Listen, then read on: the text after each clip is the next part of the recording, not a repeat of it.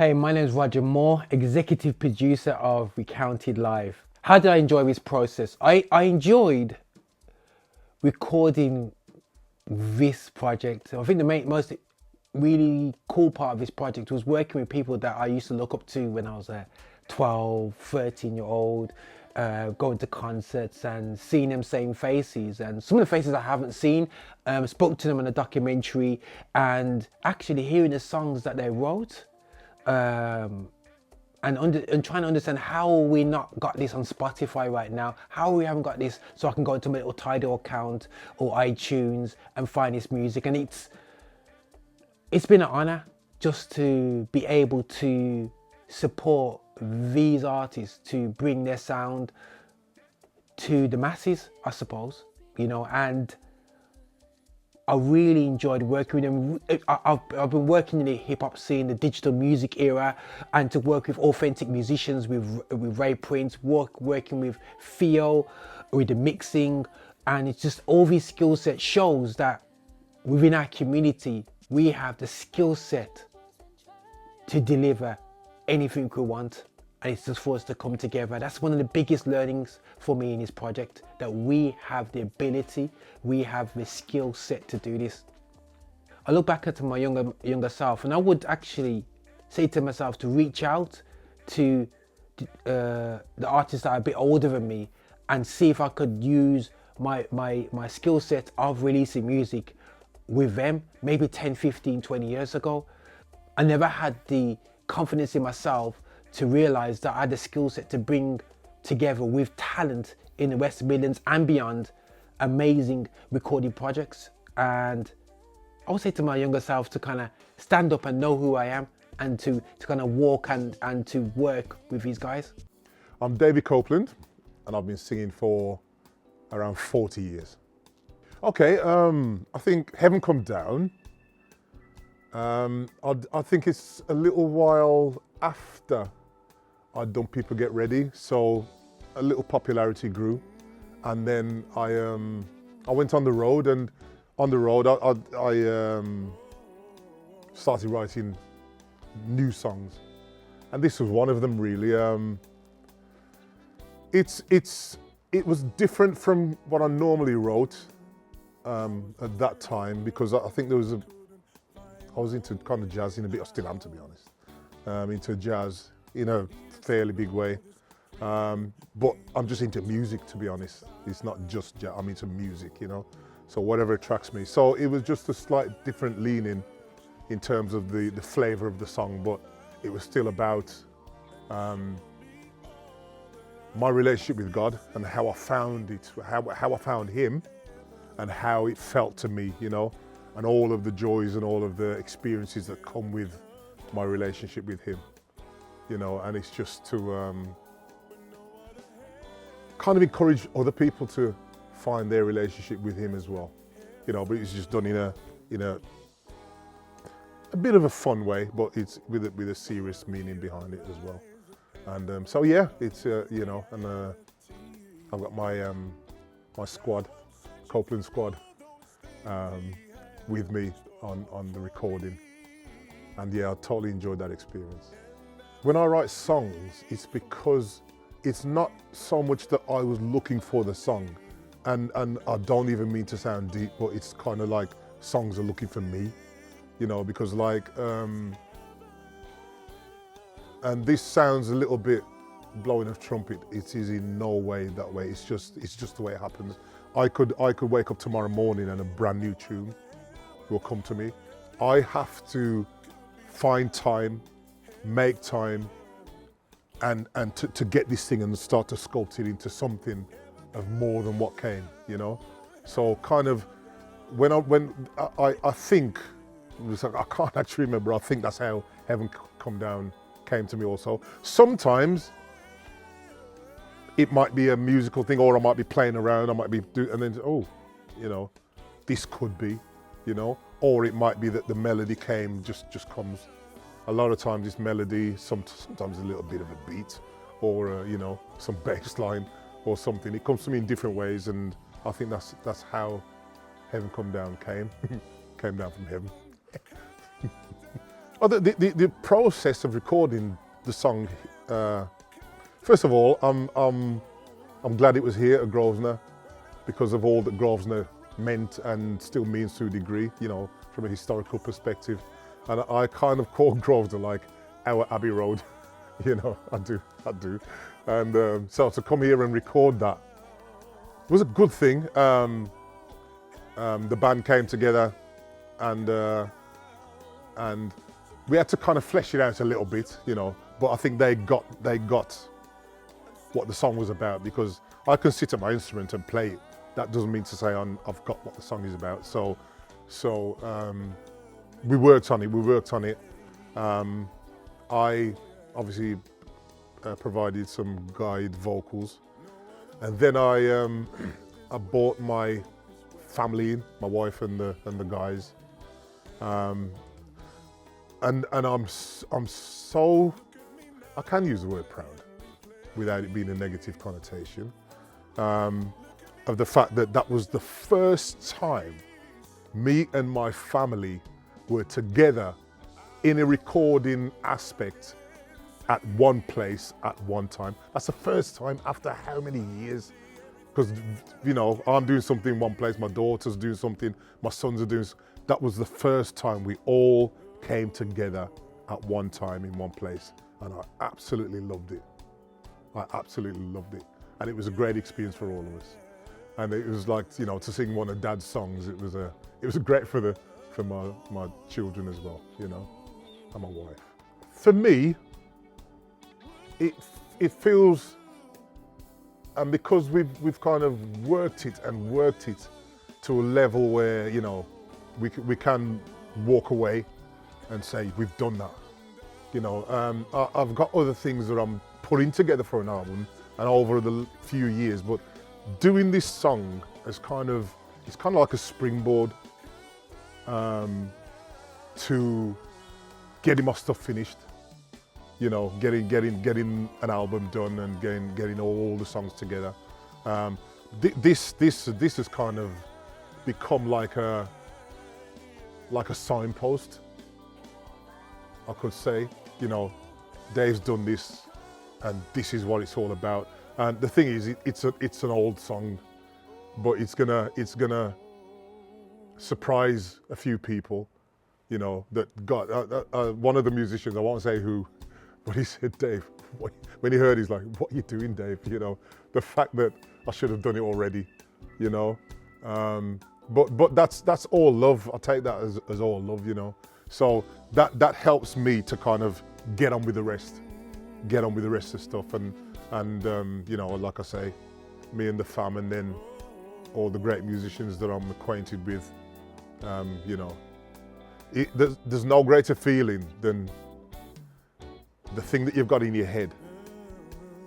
You bring it out and you introduce it to them, and then everybody comes together to make it live, and the feeling is amazing. So yeah, it's great, and it's done a lot for me, to be honest. To my younger self, I would say, and I'm going to say in a Cockney accent, Copeland, get your finger out, right? You've got a few songs there, and all being well, you've got a few more to come. Record them, because in time to come, you're gonna have family, you're gonna have all of this, all this stuff, and you may not have the time to do it. Get your songs done now, don't wait. And the thing is, people are waiting to hear your stuff, mate. Get it done, man. And when you get up here, I'll be here to kind of pat you on the back and say, well done, innit? There you go. My name's Maxine Brooks. I have been singing for 54 years. It's a long time. The story behind this song, In the Spirit, is we live, we move, we breathe, we have our being in the Lord, and by His Holy Spirit, we're filled with His Holy Spirit. And personally, I realised that I walk with the Lord, talk with Him, and it is really by His Holy Spirit that I communicate with Him and He communicates with me. So In the Spirit is so significant for me, and I believe for others as well, that when we're in the Spirit of the Lord, we do most incredible impossible things, because it's not then of the flesh, it's not then of the earth, it's spiritual. And you know, the phrase of be holy because I am holy, I feel that that is the key way to be in the Spirit and to know Him and to feel Him and to know that He dwells within us. I think what held me back from releasing the song before was just the place where I was. I'm still trying to find what was the next best song, who would be interested in promoting me as a gospel artist and picking me up and getting all the recording deals and so on like that, so I could preach the gospel. And so what I think I must have done is just sat back, parked it, recorded it, and just thought, okay, that's going to come round again, or maybe somebody may want to pick that up off the shelf. I don't really know, but I think it was just hesitation, just waiting for the right persons in terms of production team. And that's why, because it was too long to wait. The process of recording the song and actually listening to the performance of the musicians and being in the space was absolutely mind-blowing. When I walked in and I saw the band, the orchestra I'd call it, I felt like, oh my gosh, this is, and I don't know why I said this because I've never been to Hollywood, but I just knew it was on another level. The production was going to sound amazing because there were, 9 musicians in the place? I've never worked with that amount of musicians. It's always been 3, you know, your bass player, your drummer, your keyboard player, and possibly 4, 5 most, but then I think even beyond, if I was to sit back and count how many people. So the whole thing of walking into the studio and they were in the studio and they were waiting for me to arrive, all prepared with my song, was mind-blowing. I really give God the thanks for that. To hear it now in a live form, phenomenal. And I really thank God every day for all the production and the work that was done and put into this to be in this project. I'm so proud, but I'm very, very humbled with it. Going through this now, I would have said to my younger self without tears in my eyes, you can do it, girl. You've got it. This is your gift. This is what you were born to do. It's amazing because for some reason I didn't stop. I knew what I wanted. So when people were trying to pull me left and right to do all sorts of different singing instead of gospel, I held my ground. I missed and passed up lots of opportunities so that I would sing for Jesus. And I haven't made a mistake and I haven't regretted it. And so I would have said, keep going, but just do it. You know, get out there. If no one wants to invest in you, invest in yourself.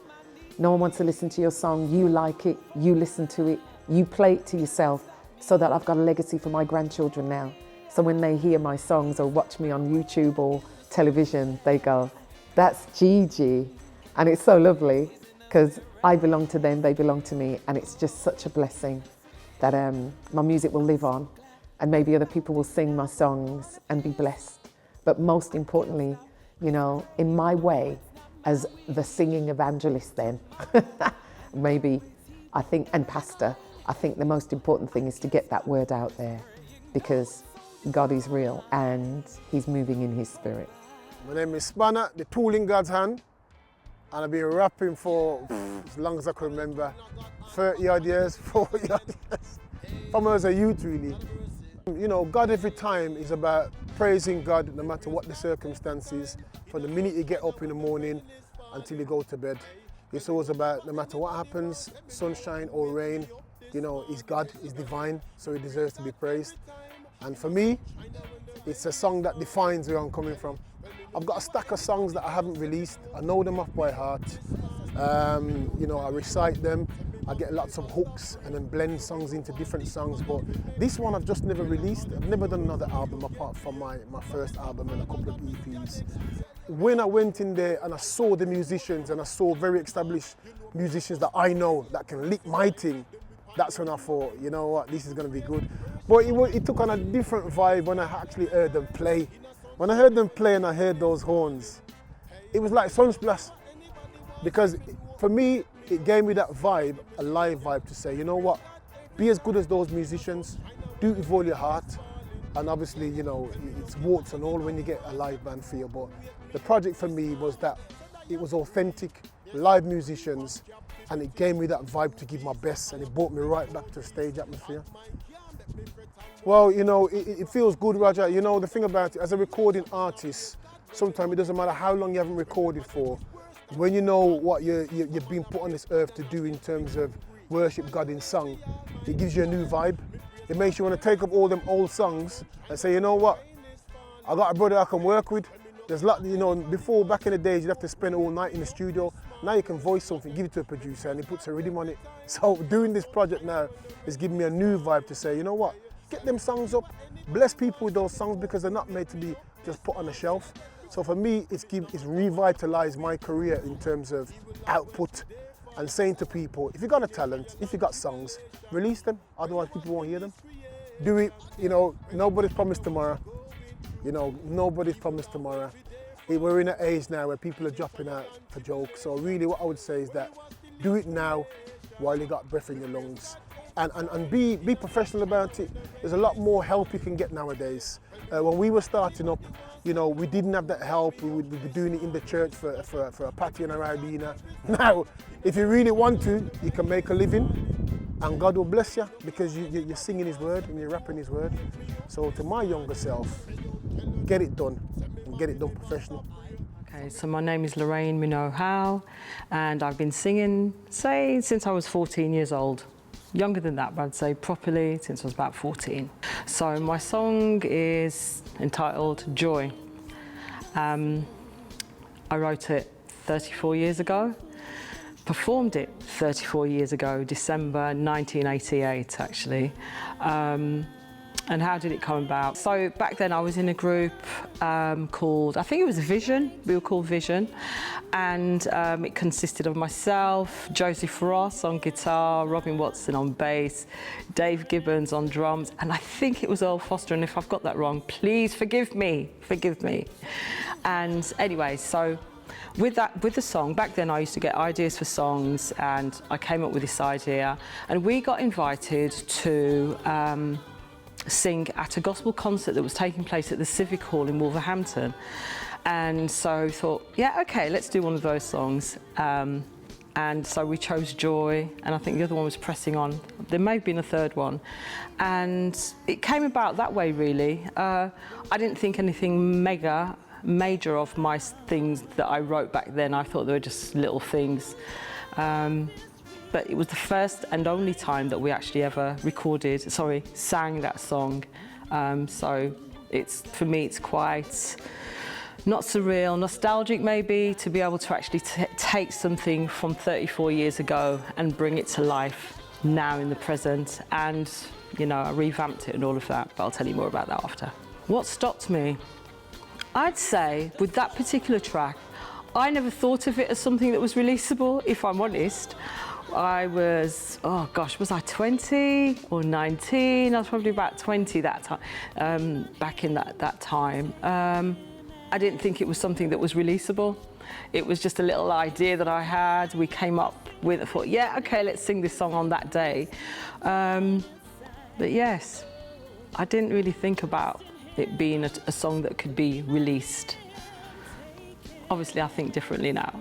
Do you know what? It was a real vibe, actually going into the studio, and that was even before we did the recording, just going and actually having a full rehearsal with the band, because I rehearsed with the BVs first, and then we had the following day or following week, we had a full band rehearsal, and I was like, oh my gosh, and it just fitted together so well.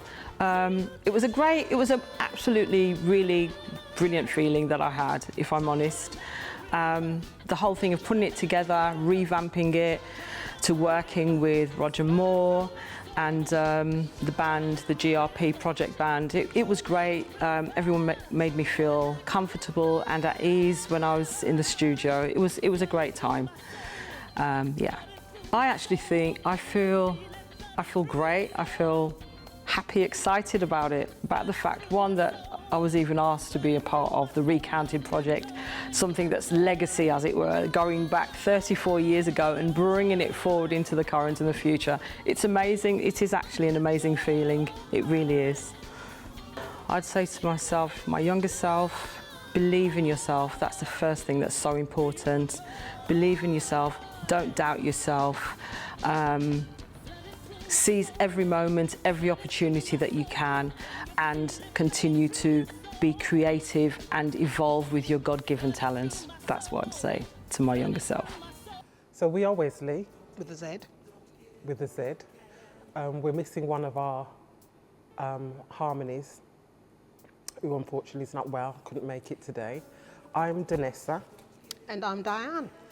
and as Wezley, we've been singing together since 1988.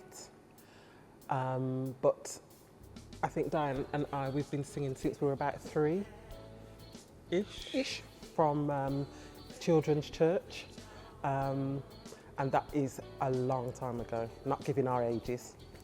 So moving on, I wrote, and I wrote it over 30 years ago. And I was reflecting on what was going on for me when I wrote the song Moving On. But it's been such a long time, but what I do remember is around my songwriting. I've been writing poems and songs since I was a child, and as I was developing as a Christian, I distinctly remember that God would give me a song before I went into a situation. So he almost gave me the answer to my situation before I went into it. So Moving On was one of those songs that I got just to keep pushing, keep moving, despite what's going on, just to keep moving on. I think, to be honest, and just to add to what my feedback is on that question, but I think when we originally went out and started releasing it, I know that Danessa brothers, Faz and Stephen, and even a relative of mine, Melvin Hare, we all had involvement in the production, the artwork, everything to get it out. And in terms of how we did that, we did a lot of events, and I will big up again Church of God Prophecy, because they really gave us the stage, really the platform in which to do a lot of our ministry, through a lot of weddings, a crazy amount of weddings. But so other events transpired through those avenues and so on. So we were able to distribute ourselves and get that material out there to a lot of people. Yeah.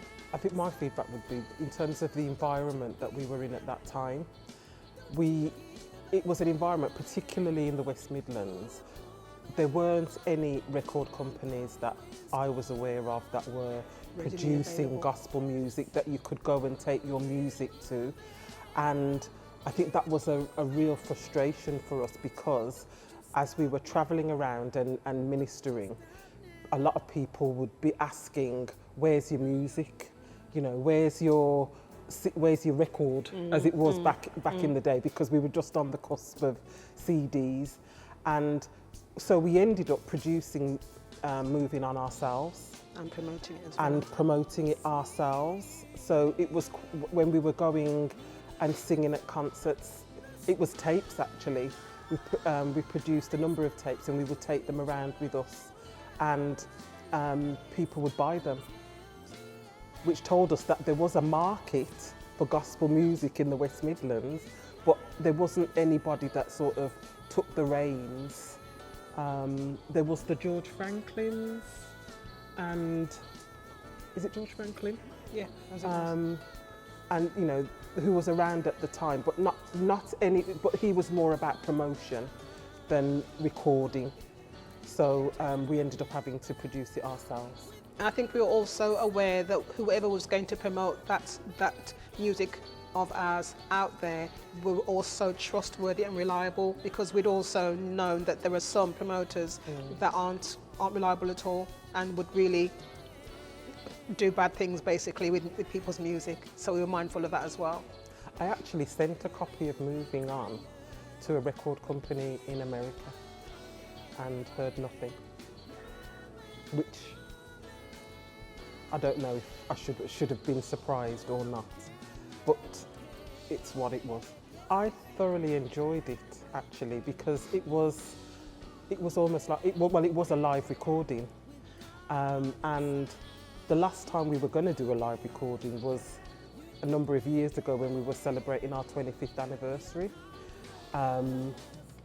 So for me, the experience of having the whole band in the room, the brass section, it was just, it was really exciting actually. and I enjoyed the process.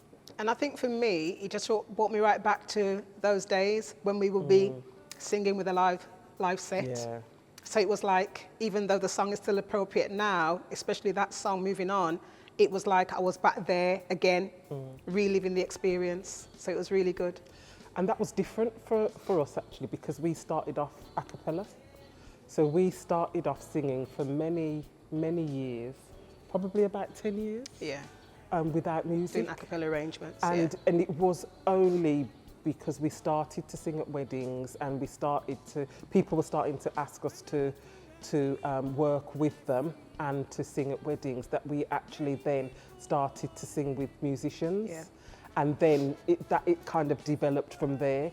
But interestingly, we never ever did any of our own stuff with musicians. No. It was always covers of other people's music Material. because Yeah. that's what people wanted to hear.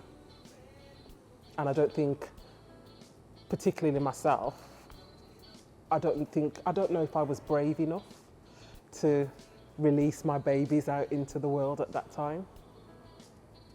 But I am now. I think moving on, when we did it originally, it made an impact for those people that bought it. The feedback that we got back was really positive impact.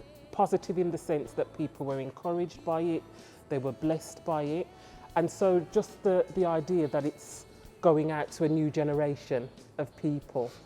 And I just pray and hope that they would be encouraged and blessed second time around, really. It is truly exciting because sometimes people do stuff and you think it's out of date, but it's still relevant, and it will appeal to any age, any generation. So I'm excited about that it can still be applicable and someone can be going through a situation and can hear that tune and feel motivated. Yeah. I was just thinking that, I stand by the message of moving on, don't give up, don't give in. I think that applies whatever generation you are. It applies 20 years ago and it will apply 20 years in Tomorrow, the future. yeah. That, the message is strong. Don't give up, don't give in. No matter what you're going through, just keep moving on. I think for Wezley, a lot of people have asked what happened to Wezley. Yeah, and I honestly feel that life happened to Wezley, as in there were deaths, there were deaths and there was bereavement and stuff. And we were planning a concert, I believe, if I remember, and there was a death in one of our families, and everything just got shut down completely. So looking back on that now, to myself or to us back then, I would have said, no matter what happens, no matter what life will throw at you, don't stop what God's given you. Don't stop doing or don't stop being what God has ordained or destined for you to be. Don't let life circumstances hinder you from doing what He's called you to do, Wezley. That's what I would say to me and to us back then. I think what I would have said to 1988 Wezley is, let's be brave and let's go to America. I would say that, and because I think we, as a group, the gospel music industry has been, there is a complete legacy within the US of black gospel music, and I think if our 1988 selves had gone to America, the Wezley story might have been very different. I'm Ray Prince, drummer. I was asked to put a band together for this wonderful project, more so the founder of Gospel Revisited project. My history is Church of God of Prophecy. I started playing from, I would say, I had an interest in drums from the early age of about 3. Started playing with my older brothers from the age of about 8. And has continued playing up to this date, playing with various people from different musical backgrounds. But my love of music is, my passion for playing is gospel music. First of all, it was an absolute honour to be a part of this project, to kind of document history, document all those wonderful artists from the Midlands who are very much influential in gospel music in the Midlands and perhaps may have not had the opportunity to push their music. So revisiting them now has, obviously many of us as musicians have matured in their playing, and the music that was written by the likes of Dave Copeland, Wezley, Maxine Brooks were quite nice to revisit because they are still fresh, because the way they're written, they're still applicable for today. Whether it be younger drummers playing on it, they could find something quite interesting to play because the template's already there. So it was nice to revisit the music now and to present it in this fashion. Again, it was good organisation by yourself, Roger Moore. So I have to kind of give you props for that. Also, the artists were quite easy to work with. The music was nice to play. They were open to interpretation. They were willing for us to change and tweak certain things. What was nice was that the guys that I used rehearsed it, became ready to play, so we had plenty of time to rearrange them if the artists weren't happy. So again, the process was nice because of the time frame. Also, the music and the way it was written could be played with today's flavour, which they would have, I think, I'd like to think that we were still true to the composer's intentions, i.e. Dave and the rest of the team, to kind of present it in this fashion. There's a time and place for everything, and I think now is a time when I personally appreciate this music and the schooling that I had during that time. Playing the music, Maxine, playing her tune, I'm sure I was probably played on it 30 years ago, if I'm not mistaken. And it was nice to revisit it and still give it that same flavour, but more of a maturer sound. It brings back great memories of that time, and that time I refer to perhaps could have been the late 80s, you know, a time when you're carefree, you're young, you know, you're just playing music, having a great time, meeting up with friends. And I think, you know, those times are very, very precious. And I think if people can, when people listen to these pieces of music, that I'm hoping that it brings that joy of nostalgia. It also brings a time of remembrance, what they may have been doing, how they were as young people growing up in that time. And also that it's nice that we can bring that fresh flavour and feeling back at this time. I think sometimes I don't think we believe in ourselves can be an obstacle. Also, there was a lack of infrastructure at that time, which it's nobody's fault. We didn't have support in the music industry. It was seen as the talents and those who play should remain in the church, which is fine if you feel that way. But I also feel that those that remain should be supported. There should be a development program for them, or should have been a development program for them. And we should share. I think one of our biggest problems is that we don't share and support one another. There's enough space for everybody to eat at the table. And we can't make that same mistake that we may have made many years ago.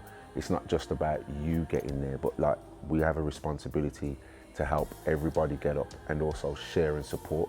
If you can't do it, support the one who can.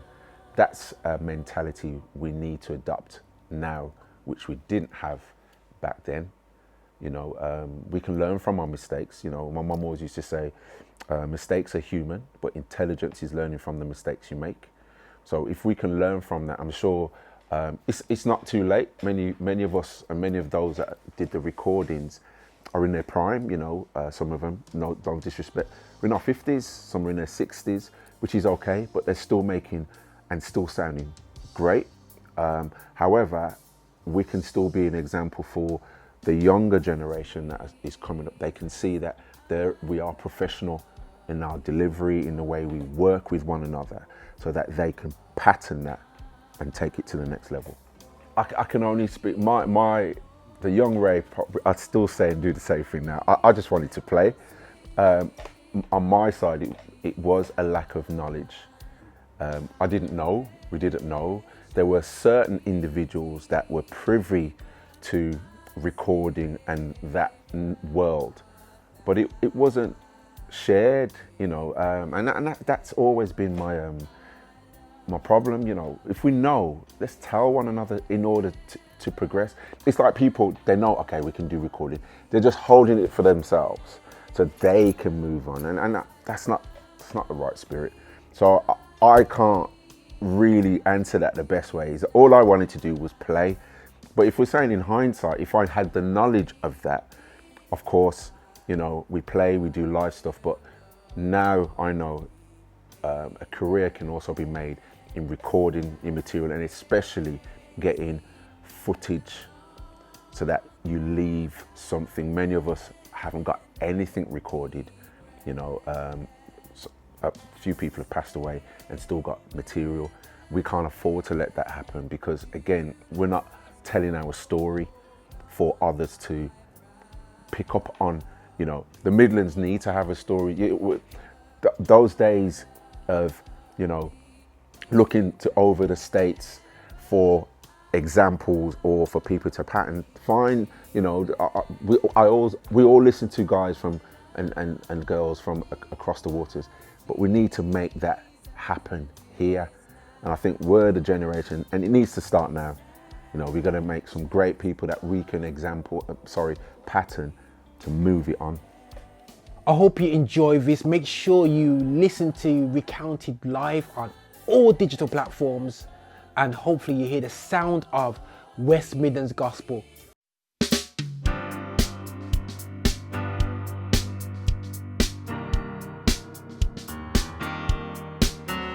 Have you got joy flowing in your soul, taking full control, giving you peace of mind? If you have problems that try to weigh you down, keep looking heaven bound for an answer to your cares, so you'll have real joy, peace inside your soul, joy,